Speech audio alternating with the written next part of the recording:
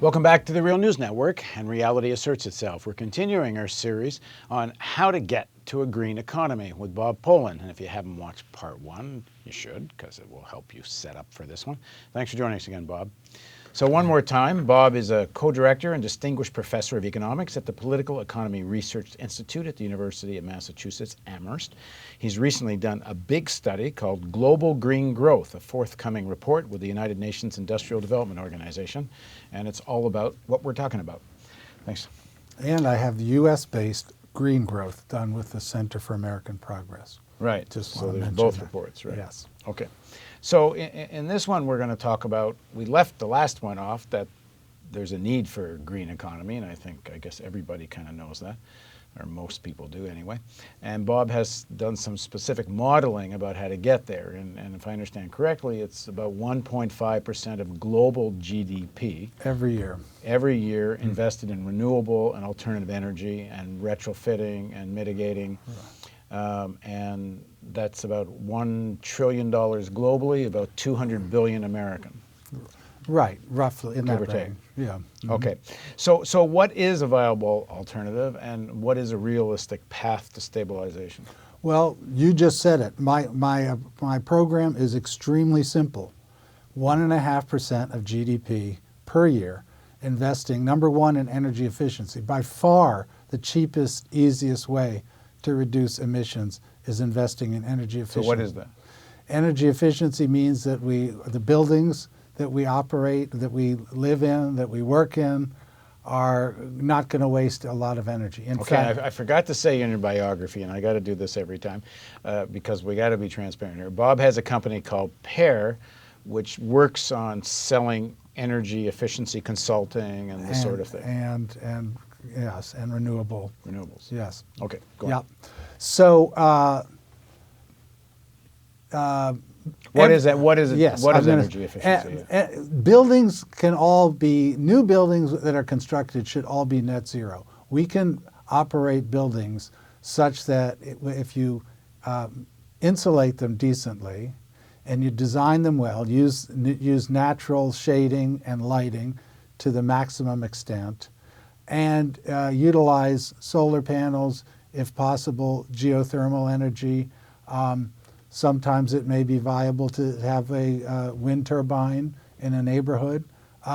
There's no need for any fossil fuels.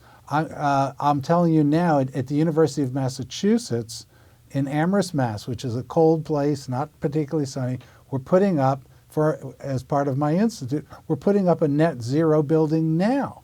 In Germany, by 2050, the law is that every new building is going to be net zero. So the point here is right now, if a building isn't efficient, alternative energy isn't enough to do the energy required by that building. But if you do all the things you're talking about, alternative energy would be enough. Absolutely.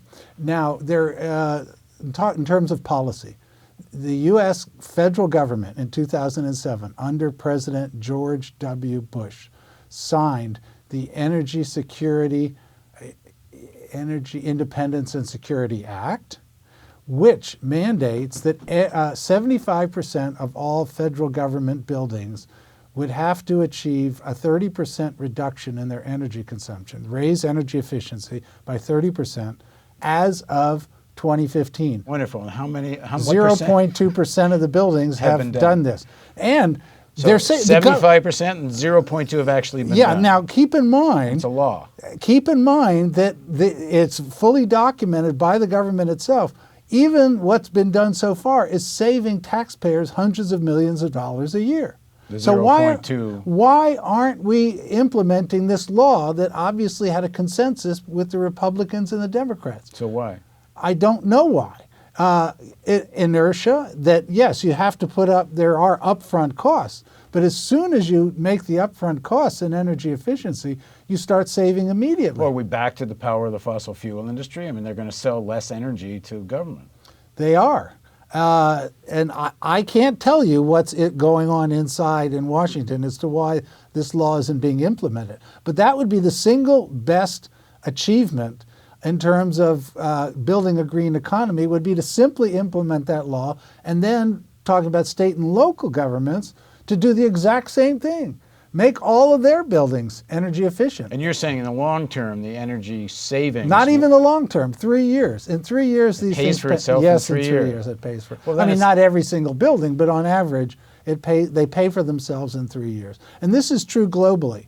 I mean, McKinsey, the consulting firm, hardly, Greenpeace here.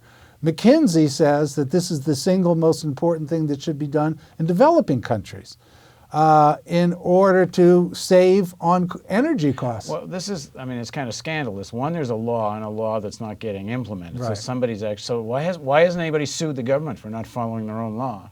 I can't tell you that. I don't know why. And it seems a no-brainer that one would do, if it pays for, why aren't more private companies doing this if it pays for itself in 3 years? Okay, so that is the big question. If it's so wonderful, if there's $50 bills lying on the street, why aren't people picking them up? That's the way the economists are. Well, there are upfront costs, of course. You have to put up money, you have to invest in efficiency.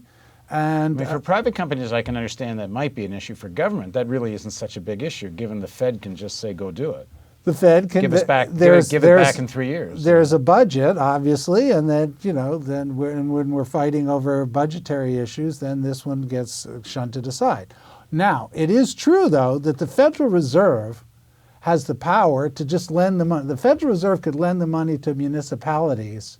Municipalities could set up their own agencies, and they could make these retrofitting investments within their communities, and it would be a big source of job creation. And they could pay the Fed back based on the energy savings. That's right, which is also another program that is more or less in place, which enables people to borrow money to retrofit for their own residences and pay it back through their utility bills. These are the kinds of things that can be done in the area of efficiency in the U.S. and globally. I mean, in India, for example, 30% of energy consumption is used for residential cooking. And the methods are extremely inefficient. So just put out cheap, efficient cooking equipment. That would save low-income people lots of money. It would also be a dramatic source of emission reduction. I don't know if you've looked at this, but is there evidence that the fossil fuel industry is actively opposing such things? I mean, I know they generally do lots of PR against the whole idea that there is such a thing as climate change. We know they fight on certain legislative issues, but on retrofitting, which seems like, even if you don't believe in climate change, just for the energy saving, one would think one would do it, even if you don't believe the science. But do we have evidence that's, what's blocking this? It's such a no-brainer. Well, I mean, okay, so people, look, I could do it, and as you said, I have my own business, and we try to convince people to do retrofits, and there are government incentives that we try to help people get all the incentives that would support their investment in retrofits. Why don't they do it anyway?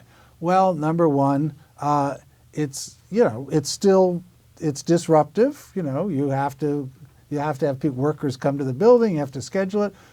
Something could go wrong, so there are risks. I'm telling you, on average, it's a payback in 3 years. But this, your particular client might be the one where you don't get the payback in 3 years. So we have to overcome these things. But if your government, at all the levels, right. One, it's the upfront money is not the same. If you know it's coming back, it's not hard to get the money to On do it. average, of course, it's coming back. Yeah, so it's not that hard to find money when you know it's coming back for a government. Number two, all this retrofitting is a whack of new jobs. So when you would think from a government point of view, I mean, I personally would think it'd be better to do it through a public sector, but even if you do it through private sector, this massive campaign to retrofit is all kinds of new jobs, and it doesn't need construction jobs, which has been flat on its back. Yeah, and not massive new. I mean, you could train people, but it's not like you have to go get a science degree to learn how to be part of a retrofitting crew. No. So again, what's the blockage here? We get back to politics again, of course. Well, as I said, there are these issues. Now, is it because oil companies don't want people to retrofit their buildings? I mean, logically, one could think that. I don't know that they're doing that. I know the power company here, BG&E, where we are in Baltimore, If you can prove you're taking less electricity off the grid, there's subsidies, which I don't know for sure. I'm assuming these are passed through with some kind of federal money. But there are subsidies, but they're not enough. They're limited, as we were talking about in the first segment. For example, there, in a lot of states, if you have a solar panel system in a building, and you have excess electricity generated, can you sell it back to the grid? In a lot of states, you can't sell it back to the grid. In some cases you can, but the price at which you sell it back is very low. So what you really need is very simple. You need to be able to sell back to the grid at a market price, so that people can make the money back from having made the investment. I know this very specifically myself for having been involved in solar installation projects. The degree of subsidy and the regulatory arrangements in any given situation are decisive as to whether it's worth it for me as a business person to proceed. So, yes, the regulatory environment, the subsidies are not nearly adequate, as long as we recognize that we've got to get to something like $200 billion a year. Right now we're at about $50 billion, if you add up everything, about $50 billion a year in investments on clean energy. private and public. Combining private and public. So we need Do we know to the breakdown, the private-public split of that? No, but that's roughly where we're at. And I would say that what we need to do is roughly 75% should probably be private, 25% public. Well, not if you're doing this massive government retrofit. If you start there, no, of course, no. That and by the way, if you do that, that would be a leading edge. That would advertise it. It would create new companies that are ready to do it inexpensively. And it's also something that can be done at a city and state level. You don't have to wait for a federalized federal every politics. school. Why isn't every school district doing this? Every school district in the country. I myself talked to some I talked to some mayors in California about doing this, and we're still talking. But meanwhile, if we take climate science seriously, something big has to start happening. Not in 15 years, in 1 year, 2 years. Okay, in the next segment of our interview, we're going to talk about what's happening in other countries on this front and what can be learned from both positive and negative examples. Thanks for joining us. So please join us for the continuation of our series with Bob Pollin on Reality Asserts Itself on the Real News Network.